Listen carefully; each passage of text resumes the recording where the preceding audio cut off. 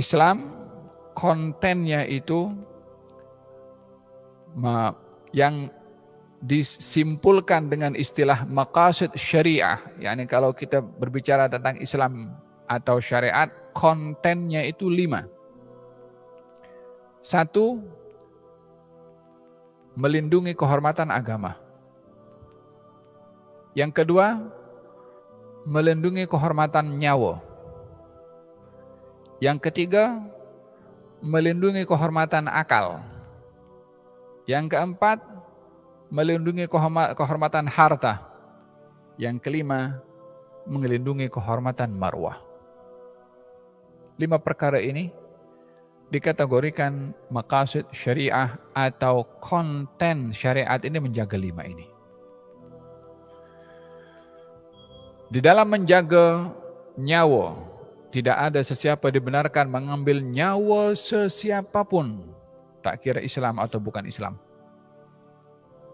Tak kira bayi atau orang dewasa.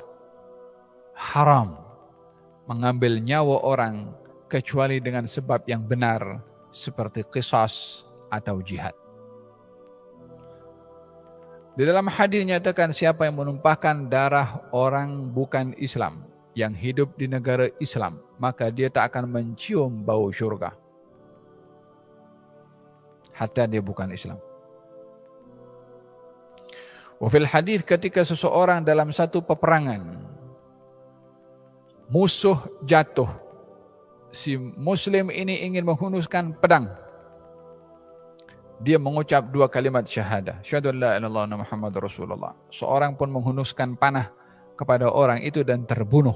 Berita sampai kepada Rasulullah. Nabi tanya, engkau bunuh dia setelah mengucap? Katanya, ya Rasulullah, dia mengucap karena dia jatuh takut dengan pedang aku. Kata Nabi, engkau bunuh dia setelah mengucap? Ya Rasulullah, dia mengucap karena takut dengan pedang aku. Kata Nabi, engkau bunuh dia sebab mengucap. Dengan nada keras, baginda Rasulullah menegur kepada orang itu. Katanya, ya Rasulullah, dia mengucap karena takut dengan pedang aku.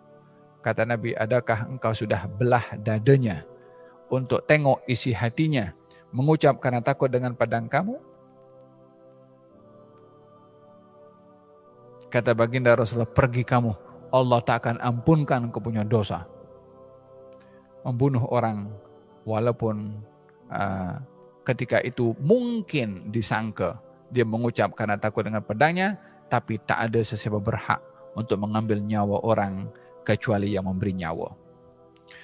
Oleh sebab itu dalam Al-Quranul Karim Allah Subhanahu wa taala berfirman, "Idza syamsu kuwirat wa idza nujumu kadarat wa idza al-jibalu suyirat wa idza al-isharu uttilat wa idza al-wuhushu husyirat wa idza al-biharu sujjirat wa idza an-nufusu zuwijat wa idza al-mau'udatu su'ilat bi ayyi dhanbin qutilat."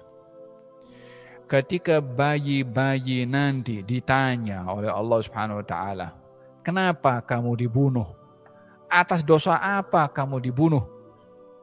Soalan itu hakikatnya bukan kepada bayi yang dibunuh, karena bayi itu tak berdosa untuk apa disoal, tapi pelakunya kepada pembunuhan itu sendiri, yang waktu itu masyarakat jahiliyah membunuh kepada anak-anak perempuan mereka, maka akan disoal nanti atas dasar apa membunuh bayi yang tidak berdosa. Ingin menunjukkan betapa kejamnya dosa pembunuhan. Kata baginda Rasulullah, kalau ada pembunuhan berlaku di timur dan orang di barat itu menyetujui perlakuan pembunuhan itu, dosanya yang menyetujui dan yang membunuh sama. Dahsyatnya bahaya dosa pembunuhan. Baginda mengingatkan dalam khutbahnya, darah kamu haram untuk ditumpahkan. Harta kamu juga haram. Yang kedua daripada maqasid syariah adalah harta. Harta ini walaupun kita yang mencari, kita yang berusaha, kita yang dapat, tapi secara hakikat yang memiliki harta dan mengatur cara penggunaan harta itu adalah Allah yang Maha Memberi.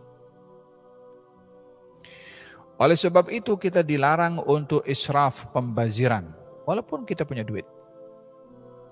Allah berfirman, wala tusrifu. Kulu washrabu wala tusrifu. Makan kamu silahkan, minum silahkan, tapi jangan membazir. Di dalam Al-Quran Allah menafikan atau menarik rasa memiliki kepada harta, walaupun harta itu miliknya, bila yang memiliki orang yang tak layak atau tak cukup syarat untuk memiliki harta. Hatta duitnya sendiri. Allah berfirman dalam Al-Quran, وَلَا تُؤْتُوا السُّفَهَاءَ أَمْوَالَكُمُ الَّتِي جَعَلَ اللَّهُ لَكُمْ قِيَامًا فَارْزُقُوهُمْ فِيهَا وَاكْسُوهُمْ وَقُولُوا لَهُمْ قَوْلًا مَعْرُوفًا. Jangan sekali-kali kamu memberi harta kepada para sufaha. Sufaha, orang yang akalnya tak cukup waras. Jangan kamu beri kepada mereka sufaha harta kamu. Yang dimaksudkan di sini harta itu hakikatnya adalah hartanya orang sufaha tadi itu. Contohnya bagaimana? Seorang keluarga meninggal dunia, ada anak tak cukup waras, cacat mental ke, atau akalnya kurang sempurna ke, atau yakni akalnya tidak waras. Secara hukum syara dia pewaris tunggal, maka dia boleh jadi jutawan serta-merta. Tapi dia tak cukup syarat untuk boleh menggunakan harta karena akalnya tidak waras.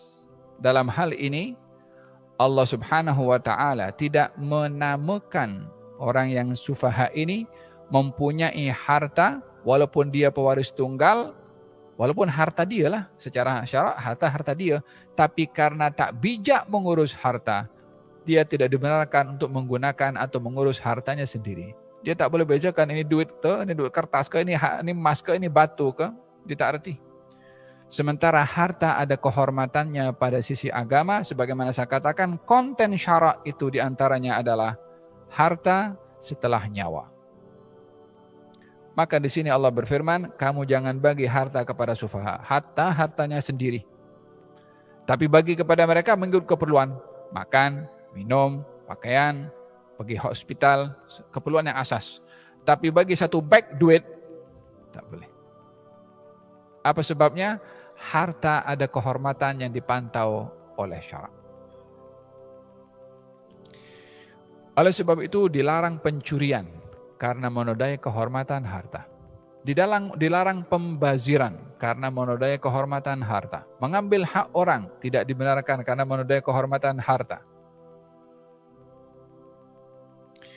Ada yang kedua daripada maqasid asy-syariah. Yang ketiga adalah akal.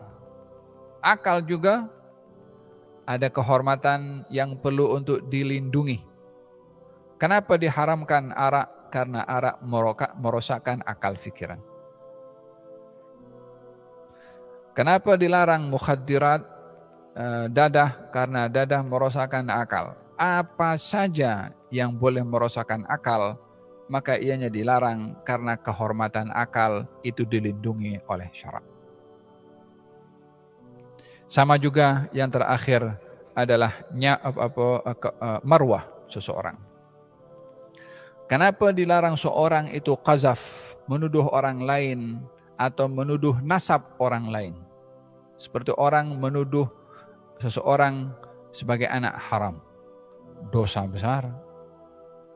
Dalam syara orang menuduh anak orang lain dengan anak haram itu kena sebat 80 kali.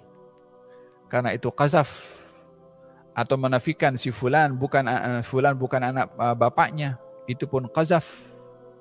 Karena menuduh ibunya berbuat dengan orang lain. Kehormatan dan marwah seseorang bahagian daripada konten syariah yang dilindungi untuk dinodai oleh sesiapapun juga. Falhasil, baginda Rasulullah dalam khutbah Hajjatul Wada menekankan tentang maqasid syariah yang 5.